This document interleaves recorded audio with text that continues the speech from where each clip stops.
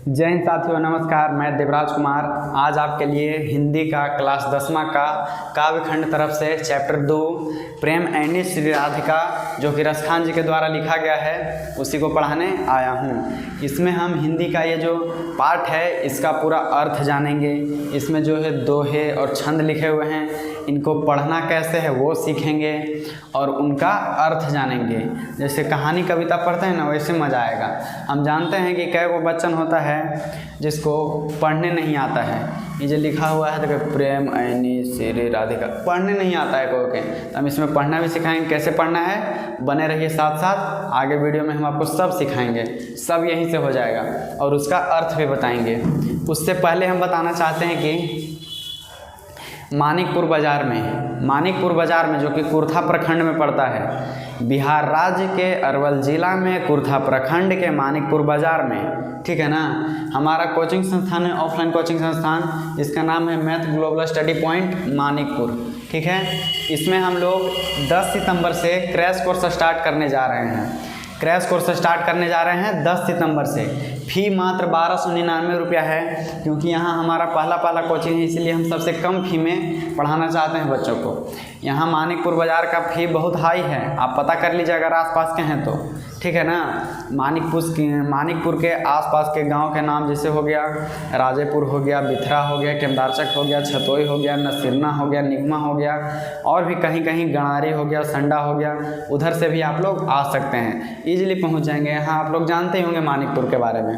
तो 1299 रुपया मात्र फ़ी है, जिसमें कि इसमें भी सुनिए वीडियो रिकॉर्डेड क्लास मिलेगा आपको।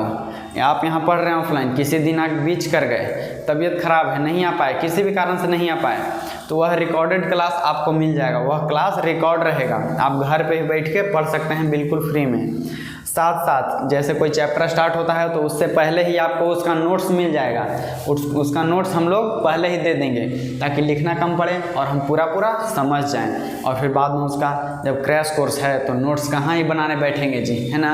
हम बोलेंगे आप लिखते रहिएगा तो हो गया क्रैश कोर्स अपना। क्रैश कोर्स मतलब कि सब यहाँ हटाना है, कॉपी पर नहीं, क्योंकि परीक्षा में जाके कॉपी लेके जाएंगे कि दिमाग लेके जाएंगे, वही बात है। तो हम मानिकपुर में कर रहे हैं स्टार्ट, और अधिक जानकारी के आप इस नंबर पर या फिर इस दोनों में से किसी नंबर पर कॉल कर सकते हैं, ठीक है। एक नंबर और दे देते हैं आपको, जिस पे यदि आपको कुछ भी चीज़ का जानकारी लेना हो, अगर ये दोनों नंबर नहीं लगा तो एक नंबर और लिखिएगा। कितना है जी? हाँ, 98 35 87 89 55। ये जो नंबर है ये हमारे टेक्निकल दोस्त का नंबर है, जो हमारे लिए सब बनाते हैं वीडियो क्लास और जो भी यूट्यूब का संभालते हैं कारोबार, उनका नंबर है। यही सब टेक्निकल का कारोबार देखते हैं, तो आप इनसे भी संपर्क कर सकते हैं, कोई दिक्कत नहीं है। ज़रूर एक बार आप कीजिएगा संपर्क। अब चलते हैं, हम अपना वीडियो में चलते हैं, ठीक है ना, मेन क्लास में चलते हैं। अब कोई बैठा हुआ है, यहाँ बैठा हुआ है, चलिए। ये जो हैं, आइए अब इनके बारे में जानेंगे और अपना क्लास चालू करेंगे, है ना। जानेंगे एकदम लगातार, विस्तार और मज़ेदार पढ़ेंगे इसको। कई दिक्कत हैं, क्या बोलते हैं, कई बच्चन का रहता है दिक्कत कि पढ़ने नहीं आता है तो हिंदी, लेकिन पढ़ने ही नहीं आता है। किसको पढ़ना है, कुछ पढ़ते कुछ लय नहीं बैठता है, याद नहीं होता है। आपको आज पढ़ना भी सिखाएंगे, साथ साथ बने रहिए वीडियो में आगे तक। सबसे पहले हम जान लेते हैं रसखान के बारे में। ये देखिए, यही है रसखान जो लिए हुए हैं गुलाब का फूल। उधर कौन है जो पता ही नहीं लगा, उधर किसको दे रहे हैं पता ही नहीं लगा, कहीं कि बोर्ड उतने छोटा है, बड़ा होता तब ना पता लगता है। देखिए, सबसे पहले लेखक जी के बारे में जानते हैं। इनका पूरा नाम है सैयद इब्राहिम खान, बोले तो रसखान। ऐसे होता है ना, दो नाम बोलचाल वाला, एक है रसखान और एक और नाम है सैयद इब्राहिम खान। इनके बारे में कुछ ठोस जानकारी नहीं मिलता है कि कहाँ के थे, कैसे कैसे हुआ, लेकिन जो क्या बोलते हैं कहा सुनी पर इनके बारे में इतना बताया गया है, वही हम जानेंगे जो किताब में दिया हुआ है हमारे पास, है ना। इनका जन्म हुआ था, देखिए इनका जन्म हुआ था 1548 ईस्वी में एक पठान परिवार में। किस परिवार में? तो पठान, आप बोलेंगे क्या जी, पठान परिवार में जन्म हुआ था। और ये लिखते हैं कृष्ण जी के बारे में। तो आगे चलिए ना जी, पता है कि बहुत अच्छा से बताएंगे, है ना। तो थे पठान, लेकिन किसके बारे में लिखते थे? कृष्ण जी के बारे में, उनसे प्रेरित थे, है ना। चलिए, ये दिल्ली में जन्म लिए थे। कहाँ लिए थे जन्म? दिल्ली में। और जब दिल्ली में एक राजा के साथ लड़ाई हुआ था तो बाद में वृंदावन चले गए थे।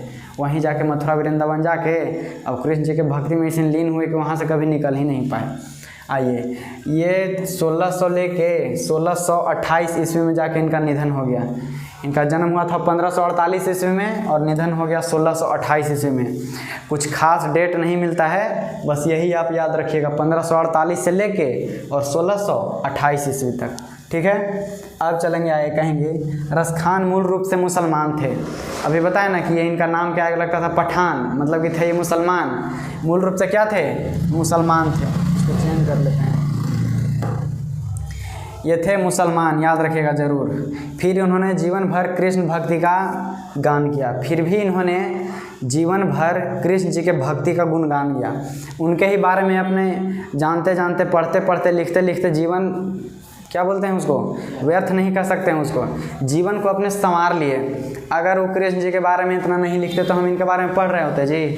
कुछ नहीं, बस एकदम भुला जाते हैं। तो ये जब कृष्ण जी के बारे में लिखना अपना स्टार्ट किए तभी से इनको हम लोग जानने लगे कि हाँ, एक ऐसे भी कभी उभर के आए। आइए देखते हैं अभी। कृष्ण के प्रति इनकी भक्ति देखकर, कृष्ण जी के प्रति इनकी भक्ति को देखकर एगो गोस्वामी हैं विट्ठलनाथ जी।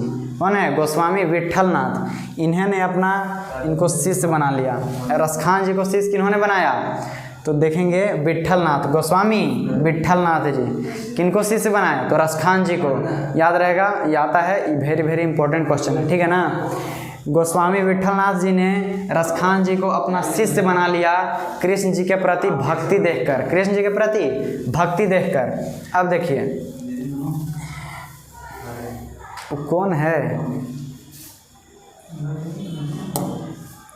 अब देखेंगे कि बाल्यावस्था मतलब कि बाल अवस्था मतलब बचपन, है ना। बाल्यावस्था से यह प्रेमी के स्वभाव के थे, प्रेम स्वभाव के थे। प्रेम स्वभाव के समझ रहे हैं? जैसे आजकल के प्रेम स्वभाव के मतलब हो गया है खाली लड़का लड़की के प्रेम स्वभाव, और कुछ चलता ही नहीं है। लेकिन ये बचपन से जो क्या बोलते हैं, बचपन से जो थे वो प्रेमी स्वभाव के थे। जैसे कोई कोई लेकर होता है एकदम चिड़चिड़ापन होता है, गुस्सा रहता है, बदमाशी करते रहता है, कोई के काम बिगाड़ी रहता है ना। कोई जा रहा है पत्थर मार दिया, ट्रेन आने वाला है गिट्टी रख दिया, ये सब करते हैं। लेकिन ये नहीं, ये जो थे प्रेमी स्वभाव के थे। कौन कौन काम करते थे? प्रेमी स्वभाव के थे, तो आप खुद अंदाज़ा लगाइए। बाद में यही प्रेम कृष्ण के दर्शन क्या ईश्वरीय प्रेम में बदल गया। ये जो प्रेम था इनका वो किसी लोग के प्रति नहीं बदला, जैसे कोई लड़की हो गई, कोई इंसान, कोई खिलौना, कोई मोबाइल, कोई गाड़ी, ये सबसे प्रेम करते हैं ना जी। आजकल के लोग गाड़ी में ट्रैक्टर में लगवाले हैं, जितना के ट्रैक्टर ना ओकरा से ज़्यादा के मशीन लगवाले है गाना बजे वाला, है ना। ये सब के प्रेम है। लेकिन जो इनका प्रेम है वो ईश्वर के प्रति झलक में आया, ईश्वर के प्रति मैंने भगवान के प्रति। कौन भगवान जी? तो श्री कृष्ण जी के। यहाँ नहीं है अभी, आगे लगता है उनका फोटो दिया हुआ होगा।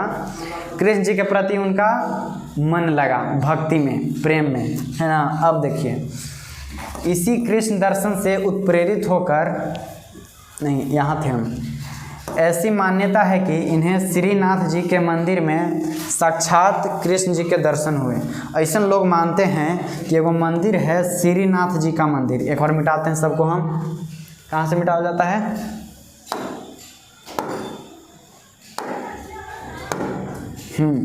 ऐसा मानना है कि, कहाँ गया जी? हाँ, ऐसा मानना है कि श्रीनाथ जी के मंदिर में, कहाँ नहीं चल रहा है, देखिए इधर कोई बैठल है कहाँ? हाँ अब चलेगा, चलेगा। देखिए कहते हैं कि श्रीनाथ जी के मंदिर, कहाँ? श्रीनाथ जी के मंदिर में इनको साक्षात कृष्ण जी दिखाई दिए थे, ऐसा लोग कहते हैं, ठीक है ना। तो ये भी याद रखिएगा, कहाँ दिखाई दिए थे इनको कृष्ण जी भगवान जी? तो श्रीनाथ जी के मंदिर में। इनको अपना शिष्य किन्होंने बनाया? वह कौन आदमी थे जो इनको कहेगी रसखान भाई साहब तुम मेरे शिष्य हो? कौन कहे थे? वो थे गोस्वामी विट्ठलनाथ। कौन थे जी? तो गोस्वामी विट्ठलनाथ। अब चलिए, इसी कृष्ण दर्शन से उत्प्रेरित होकर, इसी कृष्ण दर्शन से उत्प्रेरित होकर, मतलब कि जो कृष्ण जी क्या बोलते हैं, श्रीनाथ जी के मंदिर में कृष्ण जी का देखा था ना दर्शन, इसी दर्शन से उत्प्रेरित होकर ब्रजभूमि में रहने लगे। जो रसखान है वह ब्रजभूमि में रहने लगे। ब्रजभूमि कहाँ के कहा जाता है, मथुरा के कि वृंदावन के? ब्रजभूमि कहाँ के होता है, मथुरा के वृंदावन? वृंदावन। अच्छा, ब्रजभूमि में रहने लगे। आप करिएगा सर्च। यह जो है ब्रजभूमि मतलब वृंदावन तक ही क्या बोलते हैं, मृत्यु तक रहे। उनका जो निधन है वो वृंदावन में ही हुआ, ठीक है ना। वह कहाँ तक, मृत्यु तक रहे वहीं कृष्ण जी। देखिए कृष्ण जी नहीं, रसखान जी, मिस्टर सैयद इब्राहिम खान, है ना। बाद में इन्होंने अपना रख लिया नाम रसखान। अब चलेंगे आगे इसके नेक्स्ट पेज में। चलिए चलते हैं यहाँ से आगे, अगला पेज। अब हम देखेंगे इस पाठ का परिचय। क्या देखेंगे जी, इस पाठ का परिचय। इस पाठ का परिचय देखेंगे। पाठ है हमारा प्रेमैनी श्री राधिका, इसका परिचय।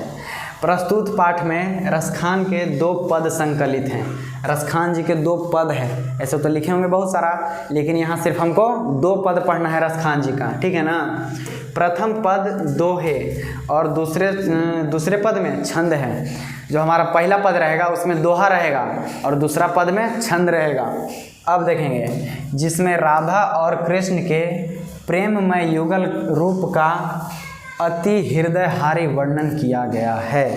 मतलब कि इसमें कृष्ण जी और राधा जी के प्रेममय युगल मतलब प्रेममय जोड़ा का बहुत अच्छा से एकदम दिल से रूपांतरण किया गया है। वह क्या सोचते हैं इन दोनों के बारे में, वह कहा गया है ना। एकदम दिल से किया गया है वर्णन। इसमें राधा कृष्ण के मनोहर रूप पर, राधा कृष्ण जी के मनोहर रूप पर, मनोहर वाला क्या बोलते हैं, मनोहर मतलब होता है मन को हर लेने वाला, मतलब कि मन को चुरा लेने वाला। तो राधा और कृष्ण जी जो मन को चुरा लेते हैं, उनके रूप के बारे में इसमें वर्णन किया गया है। क्या है जी, हाँ, पर कवि कि हृदय की आकर्षण व्यक्त हुई है। मतलब कि वो मन से कैसे चाहते हैं राधा कृष्ण जी को, यह व्यक्त किए हैं इस छंद में और दोहा में। इसमें पहला है दोहा, दूसरा है छंद। जबकि दूसरे पद में कवि हर भावपूर्ण संपन्न क्या है, दूसरे पद में कवि हर स्थिति में ब्रज में उग कह नहीं रहा है।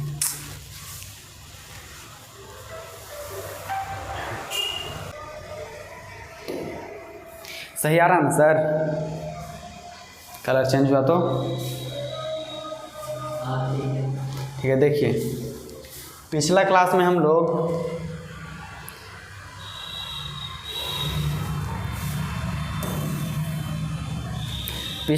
हम लोग इसे भी पढ़ चुके थे, है ना। यहाँ तक पहुँचे थे। देखिए अब देखेंगे, जबकि दूसरे पद में कवि हर स्थिति में ब्रज में जीना चाहते हैं। जो पहला पद है उसमें वह कवि हैं जो कृष्ण जी और राधा जी के प्रेममय युगल के रूप का वर्णन करते हैं, और दूसरे पद में वह चाहते हैं कि हम कैसे हूँ उनके समय में चल के जीने लगें, वह चाहते हैं। इसमें ब्रज की प्रति कवि का भावपूर्ण समर्पण व्यक्त है।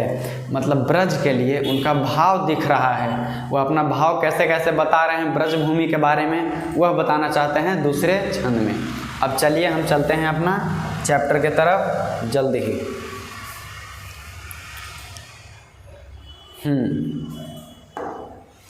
देखिए सबसे पहले ये है रसखान जी, यह है रसखान जी, यह है पठान, मतलब कि मुसलमान, लेकिन फिर भी करते हैं हमारे कृष्ण जी भगवान का गुणगान, है ना। यह है कृष्ण जी। चलिए अब बढ़ते हैं चैप्टर में। सबसे पहले है लिखा हुआ, अगर आपके पास बुक होगा तो देख लीजिए, अगर बुक नहीं होगा इसीलिए हम यहाँ लिख चुके हैं, यहाँ लिख लेते हैं। इसीलिए अगर किसी के पास बुक नहीं है तो वो भी यहाँ देख के पढ़ सकें, है ना। बुकें नहीं है, क्या पढ़ रहे हैं किसी को पता लगेगा, हम बुक खोल कैसे पढ़ रहे हैं, क्या गलत पढ़े सही पढ़े पता लगेगा, नहीं लगेगा। इसीलिए यहाँ लिखा हुआ है। देखिए प्रेमैनी श्री राधिका, प्रेम वरण नंद नंद और प्रेम वाटिका के 2 माली मालिन द्वंद्व, ऐसे पढ़ना है जैसे हम पढ़े। प्रेम ऐनी श्री राधिका, यहाँ कॉमा लिखा हुआ है ना, तो यहाँ आपको रुकना है, बोला है प्रेम ऐनी श्री राधिका, रुक गए। प्रेम वरण नंद नंद, फिर से रुक गए। अब प्रेम वाटिका के 2, रुक गए। माली मालिन द्वंद्व, ऐसे रुक रुक के पढ़ना है, जहाँ कॉमा रहता है वहाँ रुक जाना चाहिए, ठीक है ना। चलिए अब इसका हम आपको मतलब समझाते हैं। कहते हैं कि प्रेम ऐनी श्री राधिका। प्रेम ऐनी मतलब प्रेम का जो शीशा होता है ना, वो है श्री राधिका। अगर राधा जी को देखेंगे आप तो उसमें सिर्फ प्रेम ही दिखाई देगा, है ना। तो प्रेम ऐनी श्री राधिका, प्रेम की स्वरूप है श्री राधिका। और प्रेम बरन नंद नंद, नंद नंद कहने का मतलब है कृष्ण जी, नंद के नंद, है ना, नंद के लाल कृष्ण जी हैं वो। तो प्रेम बरन नंद नंद, प्रेम के जो रंग हैं वो नंद नंद हैं, है ना, कृष्ण जी हैं। और प्रेम की स्वरूप श्री राधिका। अब चले प्रेम वाटिका के दो। प्रेम वाटिका जैसे फूल वाटिका होता है ना जी, जहाँ बगीचा में फूल रोपा हुआ होता है, वैसे ही प्रेम वाटिका, यहाँ सिर्फ प्रेम मिलेगा आपको। तो प्रेम वाटिका के दो मतलब दो, दो मतलब दो, माली मालिन द्वंद्व, मतलब कि प्रेम वाटिका के दो माली मालिन हैं, ठीक है ना।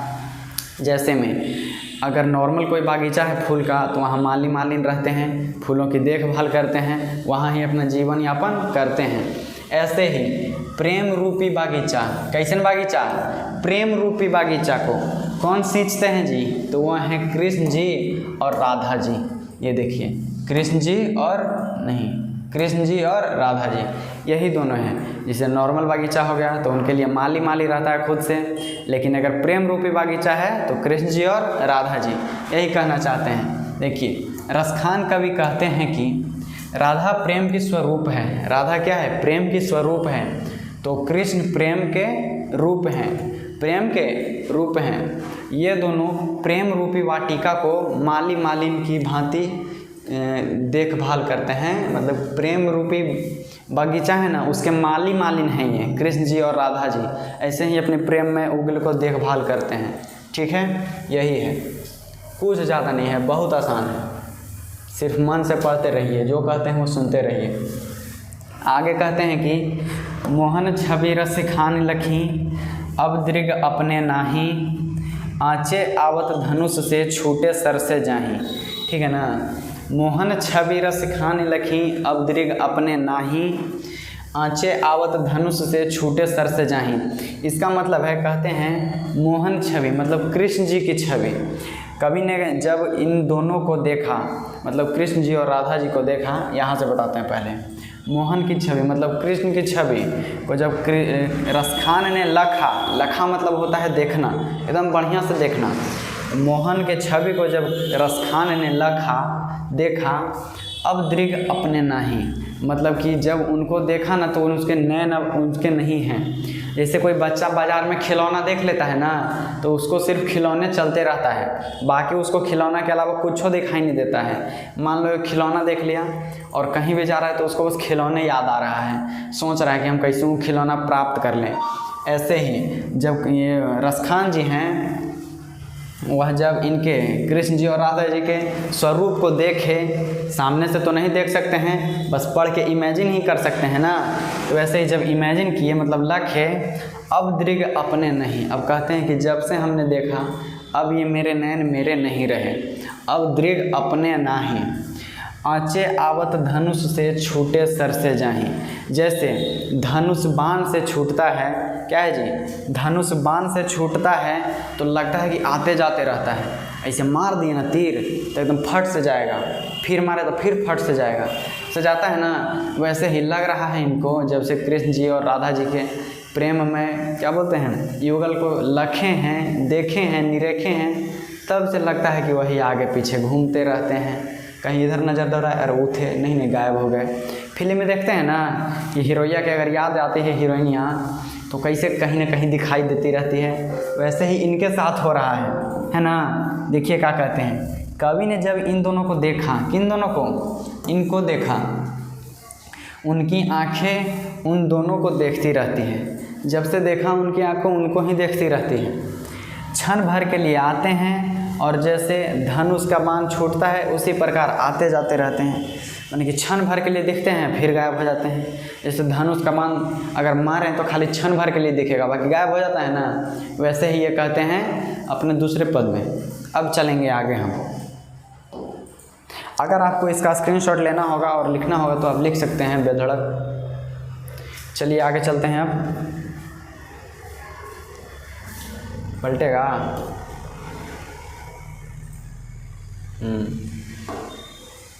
अब देखिए, अब कहते हैं ये, हाँ यहाँ देखेंगे हम लोग, ये रसखान जी के को स्वरूप बनाया गया है और कृष्ण जी, और यहाँ क्या लिखा हुआ है जी फोटो में, या लकुटी और कामरिया पर राजपूती हूँ पुर की तजी डारूं, ये दूसरा वाला लिखा हुआ है ना, वो भी हम आपको बताएंगे कि लकुटिया कामरिया पर राजती हूँ पुर की तजी डारूं, ये भी आपको बताएंगे, देखिएगा। यहाँ कहते हैं लेकिन कि मो मन मानिक ले गयो चीते चोर नंद नंद, मो मन मालिक ले गयो चीते चोर नंद नंद, अब बेमन में क्या करूं परी फेर के फंद, अब बिना मन के मैं क्या करूं, पड़ गए फेरा में हम, है ना। तो इसमें कहते हैं श्री कृष्ण ने उसके मन को चुरा लिया, किसके मन को, रसखान के मन को, तभी ना कह रहे हैं कि मो मन मानिक ले गयो, मेरा मन तो वो ले गयो, कौन ले गयो जी, तो चीते चोर नंद नंद, चित मने होता है मन, मन के चोर, हृदय के चोर, मने चुरा लिया उनका। और सबसे चंचल हमारे शरीर में मन होता है, उसको काबू में कर लिए तो सब हो गया, एकदम नियंत्रण में आ जाएगा आपके जीवन में, है ना। और उसी मन को चुरा लिए कौन, कृष्ण जी। तब बिना मन के कोई कैसे रहेगा जी, मन नहीं लगता है तो कुछ न कुछ देखते हैं ना, मोबाइल देखते हैं, भाई बहन के साथ गपशप कर लेते हैं, माता पिता के साथ जाके बैठ जाते हैं, दोस्त यार के साथ घूम के आ जाते हैं, लेकिन उनका मन है जो वही चुरा लिए कृष्ण जी। यह कहते हैं रसखान कि मेरा मन चुरा लिए कृष्ण जी। अब देखिए क्या होता है, अब मैं क्या करूं परी फेर के फंद, माने कि फेरा में हम पड़ गए, अब बिना मन के क्या करें कि श्री कृष्ण ने उनके मन को चुरा लिया, जिस कारण मन इच्छा रहित हो गया, मतलब कि कुछ करने का मन ही रहित, मतलब उससे हट कर, इच्छा रहित मतलब कि इच्छा कुछ नहीं है ना, इच्छा रहित हो गया, मन में अब कुछ इच्छा ही नहीं बचा, तो अब क्या करेंगे, न खाए के इच्छा, न पिए के इच्छा, न घूमे के इच्छा, न कोई से बोले बतियाए के इच्छा है खाली उनसे मिलने का। अब क्या करें, अब देखिए क्या करते हैं, वह इस प्रेम के जाल में बुरी तरह फंस गए, फेरा में फंस गए वो रसखान, अभी फेरा में फंस गए कि अरे मने चुरा लिया जी, ये तो गड़बड़ हो गया। अब चलेंगे आगे, कहते हैं कि प्रीतम नंद किशोर जा दिन ते नैनील लाग्यों। अच्छा ये कैसे लगा पढ़ने में, जे हम पढ़ें कि प्रीतम नंद किशोर जा दिन ते नैनील लाग्यों, अच्छा लगा जी, नहीं लगा होगा। देखिए इसको कैसे पढ़ा जाता है, देखेंगे, जा दिन ते नैनील लाग्यों प्रीतम नंद किशोर, पलक ओट नहीं करी सकूं मन पावन चित चोर। ऐसे पढ़ेंगे इसको कि जा दिन ते नैनील लाग्यों प्रीतम नंद किशोर, पलक ओट नहीं कर सकूं मन पावन चित चोर। इसको थोड़ा सा उल्टा पढ़ेंगे, ऐसे ही है पढ़ना, ठीक ना। यहाँ से पढ़ेंगे पहले यहाँ तक, फिर आएंगे यहाँ से यहाँ तक, और इसको भी वहाँ तक पढ़ेंगे और फिर शुरू से पढ़ेंगे, तब अच्छा लगेगा। और अगर आपको ये पढ़ने के लिए सीख गए तो आपको इतना मन लगेगा, हिंदी पढ़ने में इतना मन लगेगा कि 100 में 100 नंबर लाइएगा, एकदम गारंटी के साथ कहते हैं। खाली पढ़ने आ जाना चाहिए, बस इसको सीख गए ना तो आप इसको पढ़ने के लोभ में हिंदी बहुत बढ़िया से पढ़ लीजिएगा, खाली इसको पढ़ना सीखिए, ठीक है। चलिए, कहते हैं कि जा दिन ते नैनील लाग्यों, मतलब जिस दिन से नैन हमारा लगा है उनके साथ। प्रीतम नंद किशोर, इनके साथ प्रीतम माने प्यारे, आता था ना पहले प्रीतम और प्यारे, वो दोनों मिलके वो बहुत भगाते थे खाली झूठो मूठो। जा दिन ते नैनील लाग्यों प्रीतम नंद किशोर, मतलब नंद किशोर मतलब होता है कृष्ण जी। जिस दिन से कृष्ण जी के साथ नैन लगा है मेरा, पलक ओट ना ही करी सको, मतलब पलक भी नहीं झपका सकते हैं, मन पावन चित चोर। फिर से कहते हैं कि मेरे मन को चुरा लिए हैं, हम पलक भी नहीं झपका पा रहे हैं जिस दिन से मेरा नैन लगा है। कहते हैं रसखान अपनी विश्वता प्रकट करते हैं, अपना दुख प्रकट करते हैं, कहते हैं कि अब हम क्या करें। जिस दिन से उनके दर्शन हुए हैं, मतलब कि नैन लगा है, दर्शन हुए हैं, बताए थे ना कौन सा एक मंदिर था वहाँ पे उनको दिखे थे, लोगों का कहना है ऐसा। तो वही कि जिस दिन से दर्शन हुआ है उसने मन चुरा लिया है, उसने कहा क्या है, मन चुरा लिया है। हर क्षण कृष्ण एवं राधा के रूप का सौंदर्य को अपलक देखते रहते हैं, अपलक माने बिना पलक झपकाए देखते रहते हैं। राधा जी और कृष्ण जी के सौंदर्य में प्रेममय युगल को यहाँ तो नहीं है, अपलक देखते रहते हैं, मैंने पलक भी नहीं झपका पाते हैं, याद ही नहीं रहता है। अगर आप गहन चिंता में चले जाएं ना, कुछ एकदम गहराई से सोचने लगें तो पलक भी झपकाने का याद नहीं रहता है, बड़ी चिंता में ही हो। वही बात है यहाँ भी, इनको अलगे चिंता हो चुका है। इनको ऐसा चिंता हुआ कि आज इनका संसार जान रहा है, पूरा संसार पढ़ रहा है ना जी। अब चलते हैं हम अगले छंद में। अगर किसी को लिखना है तो स्क्रीनशॉट लेके लिख सकते हैं, अन्यथा हम आगे बढ़ते हैं। अब है दूसरा कि करील के कुंजन ऊपर वारों, करील के कुंजन ऊपर वारों है।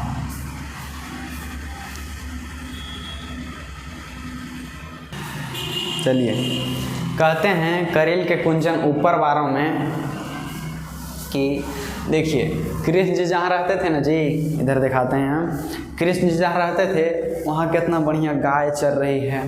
आप लोग कार्टून में भी देखे होंगे, आम के पेड़ के नीचे ऐसे सोए हैं, ऐसे मुरली बजाए, बांसुरी बजाए, अपना आम गिरने लगा, दोस्त लोग आम बैठ के खा रहा है, उधर गायें चल रही हैं, बगल में एगो बहुत बढ़िया झील है, गंगा नहीं यमुना नदी जा रही है, कितना अच्छा सौंदर्य रहा होगा। वही कोई इमेजिन करते हैं, मन में सोचते हैं। देखिए क्या कहते हैं, या लकुटी यारू कामरिया पर राज तिहुपुर की तजी डारों, आठा हूँ सिद्धि नवोनिधि को सुख नंद की गाई चराई बिसारों। इनका कहना है कि या लकुटी यारू कामरिया पर, मतलब कृष्ण जी के पास वह छोटी सी जो लाठी थी, लकुटी थी, लाठी हो गया बड़ा, लकुटी हो गया छोटा, तो छोटी सी जो लाठी थी उस पर कामरिया पर रहती थी, उस पर अगर वो हमको मिल जाए, अगर वो छोटका लठिया हमको मिल जाए तो राज तिहुपुर की तजी डराऊं, मतलब कि तीनों लोगों का हम राज त्यागने के लिए तैयार हैं। तीनों लोग हैं ना जी, आकाश पाताल, एगो आप देवलोक, सब है, सब तीनों लोग का राज हम त्यागने के लिए तैयार हैं, बस हमको कृष्ण जी के छोटका लठिया मिल जाए बस, है ना। फिर कहते हैं कि आठों सिद्धि नवोनिधि को सुख नंद की गाई चराई बिसारों। आठों सिद्धि नवोनिधि के सुख, क्या बोलते हैं, किनका आरती होता है तो कहा जाता है जी कि आठों सिद्धि नवनिधि के दाता जी जानकी माता, हनुमान जी के लिए, है ना। ये आठों सिद्धि नवनिधि के दाता हैं, तो कहते हैं ये सब सुख हम त्यागने को तैयार हैं, हमको कुछ नहीं चाहिए, हमको बस कृष्ण जी के छोटका लठिया और बस नंद जी के गाय चाहिए चराने के लिए, नंद जी के गाय, है ना, कृष्ण जी के पिताजी के गाय चाहिए चराने के लिए। अच्छा आप समझिए कि कोई भी इंसान काहे किसी का गाय चराने के लिए कहेगा फ्री में। उनको देखिए, अब चतुराई देखिए इनका चतुराई ऐसा है ना, कहते हैं अगर हमको नंद जी के गाय चराने के लिए मिल गया तब तो कृष्ण जी के दर्शन भी हो जाएगा, तो हमें बाल अवस्था में हो जाएगा, बाल रूप में हो जाएगा, उनका क्या बोलते हैं दर्शन हो जाएगा। जैसे उनके दोस्त यार थे ना, साथ में मिलकर गाय चराते थे, वैसा सोच रहे हैं कि अगर हमको लाठी मिल जाए, चाहे आठों सिद्धि नवोनिधि के सुख हम छोड़ देंगे, खाली उनको गाय चराने के लिए मिल जाए कृष्ण जी के साथ है, बस इतना छोटा सा बात है। देखिए कहते हैं कि कबीरस खान अपने हार्दिक अभिलाषा प्रकट करते हैं, एकदम मन से इच्छा प्रकट करते हैं कि श्री कृष्ण की लाठी और कंबल पर तीनों लोक का राज त्याग कर दूं, है ना, तीनों लोक का राज त्याग कर दूं। और यहाँ पर क्या बोलते हैं, लकुटी आरू कामरिया पर, मैंने कंबल पर, देखिए नंद बाबा की गाय चराने का अवसर मिल जाए तो, कहते हैं कि नंद बाबा की गाय चराने का अवसर मिल जाए तो आठों प्रकार की सिद्धियां तथा नौ निधियों के सुखों का त्याग करने के मुझे कोई कष्ट महसूस नहीं होगा। अगर हमको कृष्ण जी के लाठी, कंबल और उनके साथ गाय चराने का मौका मिल जाए तो हम सब कुछ त्याग सकते हैं, आठों सिद्धि नौ निधि त्याग सकते हैं और तीनों लोक का राज त्याग सकते हैं, यह कहते हैं। अब चलेंगे अगले हम, अब ख़त्म होने वाला है हमारा ये चैप्टर। अब कहते हैं रसखानी कबों इन आखिन सौ ब्रज के बन बाग तड़ाग निहारों, कौटिक रौकल धौत के धाम करील के कुंजन ऊपर वारों। देखिए कितना बड़ी बात कहते हैं एकदम कि रसखान कबों इन आखिन सौ, कहते हैं अपने आप को कि अरे रस खान कब तो इन आँख से ब्रज के वन बाग तड़ाग के निहार लेता।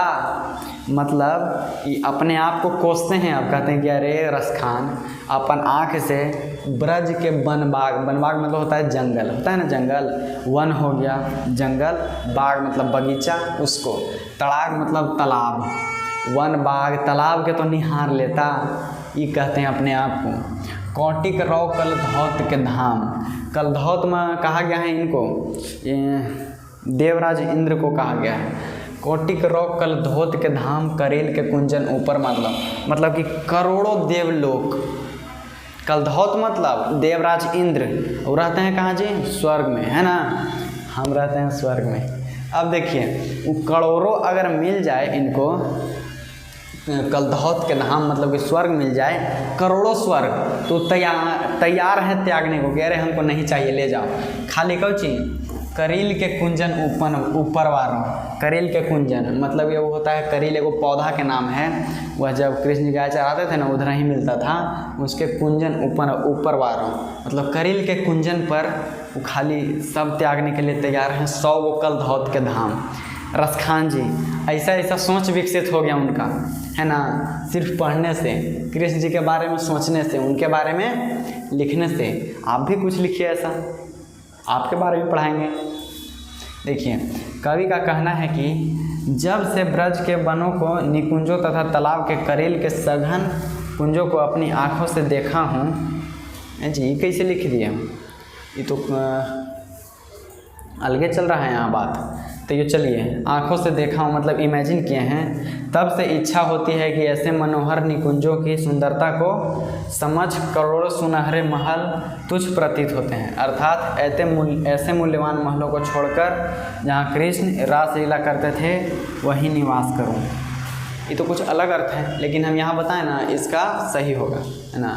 कलधौत मतलब देवराजेंद्र क्या बोलते हैं, स्वर्ग त्यागने के लिए तैयार हैं। ये भी 100% सही होगा। इसका ये बोलते हैं कि अर्थ निकल गया पूरा। हम निकाले कविता के अनुसार अर्थ, और कविता को पढ़ के भावार्थ निकाल दिया, ये पूरा भाव प्रकट कर दिए, है ना। तो चलिए यह भी हमारा सब सही रहेगा। हम अगला क्लास में इसका ऑब्जेक्टिव और सब्जेक्टिव सब करा देंगे, उसको भी आप ज़रूर देखिएगा। एक भी प्रश्न नहीं छूटेगा।